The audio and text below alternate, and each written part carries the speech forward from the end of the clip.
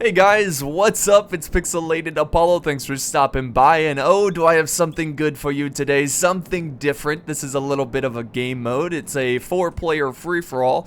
All the players agreed to march their army or deploy their army towards the center. And then once the battle begins, they are just going to charge for the center position here. It's kind of like King of the Hill, but it's a little bit different. In this battle, it's not necessarily about being the last army standing.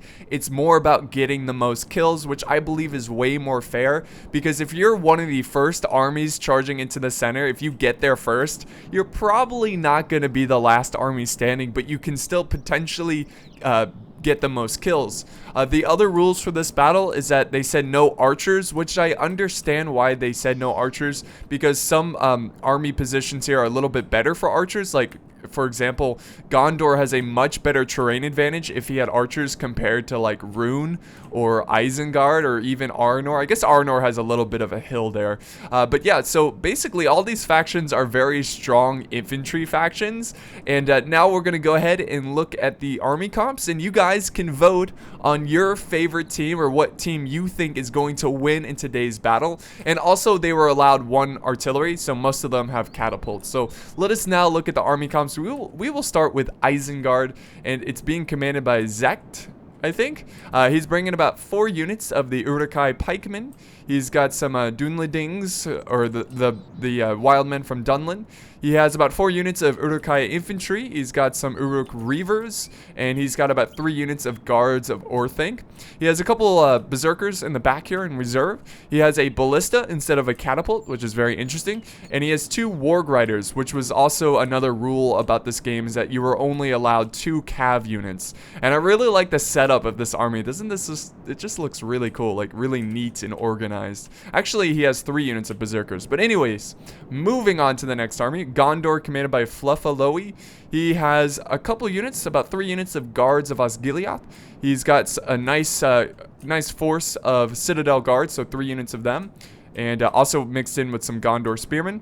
He's got a nice reserve of dismounted Swan Knights. And what is he? Oh, some Gondor infantry, about 3 units of Gondor infantry. He has a catapult back here, and I think his general is in this Fountain Guard unit. And he also has some cav way back. Oh, this is his general in the general's bodyguard. So cool. Let us now look at Rune, who also has a pretty solid infantry corps. He's got the Lamp Gimp Rim. This is the spear unit.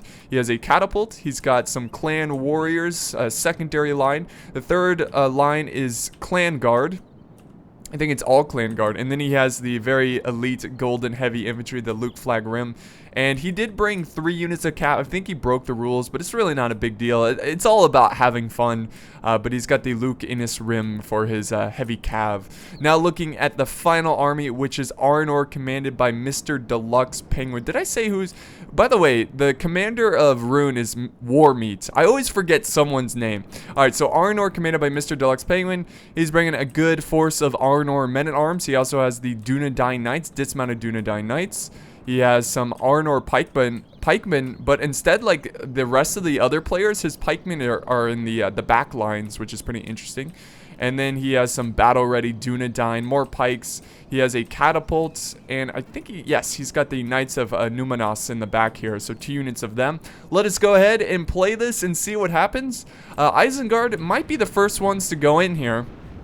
He seems to be closest. I mean, there's no, like, exact center, and I don't know if the catapults are like allowed to fire at targets outside of the circle. Like, I'm not too sure how strict they were about the rules. Oh, but Isengard's actually he's waiting. That doesn't seem fair. Maybe because he's closest, he's letting other armies get in there. So Gondor now marching forward. His guards of Osgiliath. He's got his pikemen and infantry pushing forward, his spearmen, I should say. And here comes Rune. He's being aggressive. I like it. And oh, Arnor being the first one to take center. They should give him some points. Like, first one in gets 10 points. Arnor, I think it's fair to say that he's the first one in. Oh, we've got catapults now firing at enemy lines. Oh, this is going to be so good with catapults. I'm going to enjoy that so much. Here we go. And then we've got the cav now getting into position. Arnor is just, he's just like, bring it on. More kills for me. Let's do it. And Gondor now charging Rune. little bit of a lag there. We got a lot of troops moving around. Oh, the catapults from all kinds of different angles. My goodness, this is laggy as hell. Arnor is gonna form, I assume, like some kind of like square formation. Just hold that center. We got the battle-ready Dunedain taking on the clan's guard and their clan warriors. Here comes another charge from Rune. Jeez, this is laggy. I am so sorry. Hold on, we gotta pause it here. Here we go. Oh, the catapult almost hitting their own men for Gondor. We do have a little bit of a cav battle taking place up on the hill. Looks like it's in Gondor's advantage because he does have spearman support. What? It's just a mess. This is... Oh, there we go. Yes! The first hit. The first direct hit. And that causes a lot of morale issues for Gondor. Rune now taking on, or he's been taking on the Kingdom of Arnor, but now Gondor is going to take on Arnor. And Isengard is the last faction to charge in. He's got his pikemen going in, and we've got ballista artillery just going crazy. What a mess. Yes, look at this circle formation he's forming. This is actually pretty smart because he's going to be able to fight off all factions at once. Jeez. Oh my goodness. Look at this. Oh, the ballista just ripping through their ranks. The artillery flying by.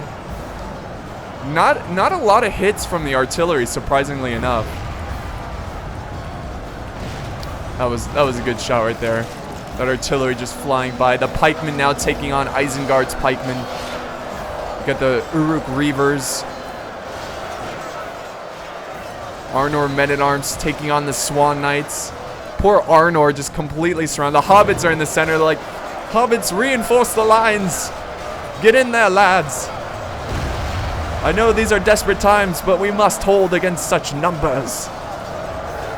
Who will be the victorious faction in today's battle? Remember, guys, it's not about last man standing. It's about who can get the most kills. And so far, I think Arnor may take victory here today just because he was the fastest one in the center. The catapult's missing a lot, and there's a lot of fighting going on over here between Rune and Gondor. Oh, there goes Arnor's general down, or that might have been Gondor's general. Oh, check this out. Gondor's flanking around some guards of Osgiliath.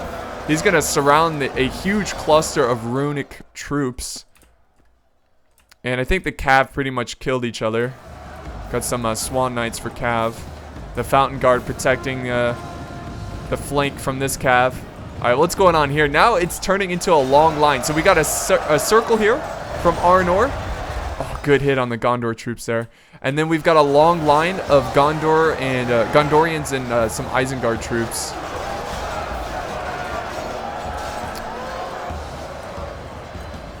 Yes, more troops. Oh, the hammer and anvil. Rune getting some justice on Gondor. That's going to help Isengard a lot, but will they get the kills? That's the question here. Who will get the most kills? And I gotta say, it's gotta be Arnor so far. You never know though, because Arnor might be the first faction destroyed, but as long as they kill a bunch of enemies. See, being circled like this is a great way to, oh my goodness, is a great way to get outflanked and your men break. Oh, the hobbits are breaking. They're taking the hobbits to Isengard. Oh, another good cycle charge there from the Luke Innis Rim. But we've got Arnor also flanking around. He's got his last Cav unit, I believe. So there's a lot going on. Small pockets over here and just a massive line here. I think Gondor is also doing pretty well. I mean, Gondor was like the second faction to charge in. Isengard might actually like be the last faction standing, but I don't know if they're going to get the most kills. Alright, so we're halfway through the battle already, and Isengard is just chewing through Arnor's circle. It looks like Arnor is pretty much destroyed, and now it's down to Rune, Isengard, and Gondor. But remember, guys, if you voted for Arnor, doesn't necessarily mean that they lost. They could have the most kills at the end of the day, but we'll see what happens here.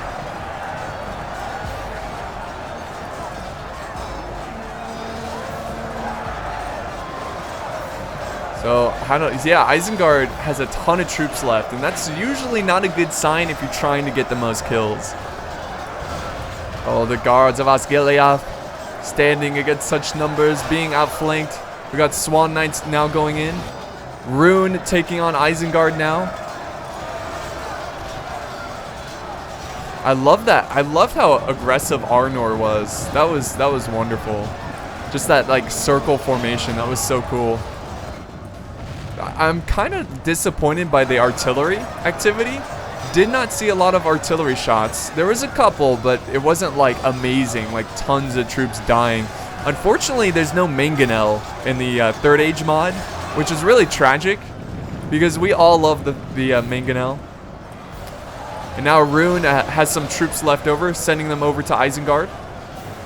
Yeah, Isengard's gonna suffer. See, this is why you gotta be the first faction in. If you guys voted for Isengard, well, hopefully they can get enough kills at the end of this battle. Jeez, what a bloodbath. So many troops dying at such little time. Oh, there goes Gondor's general. Dead on the battlefield. The clan guard breaking after they just flanked around. And Isengard taking on the remaining forces of Rune. The berserkers just chopping them down. Oh yeah, Isengard's he's got a lot of troops just standing around. Rune's just trying to get his, last minute kills. And same with Isengard. So we do have a lot of forces over here. Getting rid of the Swan Knights. He should probably send them back, regroup, form up some kind of battle line, and try to get some kills. Yeah, Isengard is victorious here. But I don't know if he got enough kills. I guess he can get some points. You know what? No, you get minus points for being last army standing. No, okay, that's not a thing. But, it sucks to see, like, an army go in last and then be last man standing. Here we go. The final showdown. Rune and Isengard. I really think it's going to be between Arnor and Gondor. Rune is going to be... Okay, I'm going to put it right here. Gondor first. Arnor second. Rune third. Isengard fourth. That's what I'm going to say. We'll see. We'll see who is right. Here we go. The final push. It's going to be pretty tough charging into these pikemen. They're just now putting their pikes down. Here we go. They're probably going to break pretty quickly here. They should also have a rule where you can only use the artillery in the center instead of like artillery killing each other.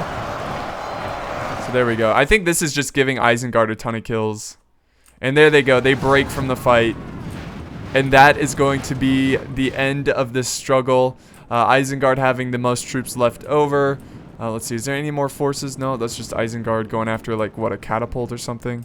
Probably. Yeah, the catapult crew cut down. Rip in peace. But here's this circle line that Arnor put up. You can see all the dead troops around it. It was a pretty epic stand, if I do say so myself. And then we have a lot of conflict between Rune and Gondor. But Isengard's just trying to get as many kills as possible now. He has his wargs. Going after some Swan Knights that are now breaking. If I was one of the players that already lost my army, I would just admit defeat. So Isengard doesn't have any, has any time to run down these breaking troops. Even though it doesn't count for kills, it counts for captures. So I guess it doesn't really matter. Alright, what's going on? What are we waiting on? There we go. That is it. Alright, who got the most kills? Wow. Wow, I am completely wrong here. That is amazing. Isengard taking victory. I am shocked. So for all of you guys voted for Isengard, congratulations. You just won the vote thing. And if you're clicking to the end of the video just to see the results, shame on you. I will hunt you down. But second place would have to be Rune.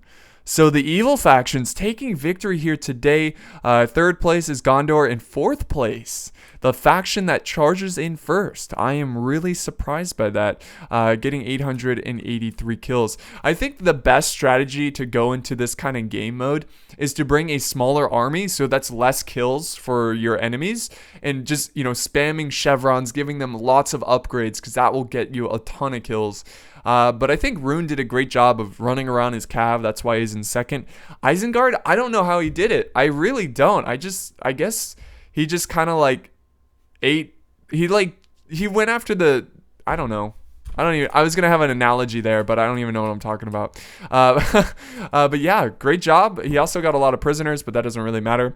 But thank you guys so much for watching. I hope this was fun. A little bit of a gambling thing, except there's no money involved. And I will certainly do this more if you want to see more game modes like that. It's always fun to try out new things. Thank you guys so much for watching. If you enjoyed it, be sure to like, share, and comment. And I'll see you guys next time.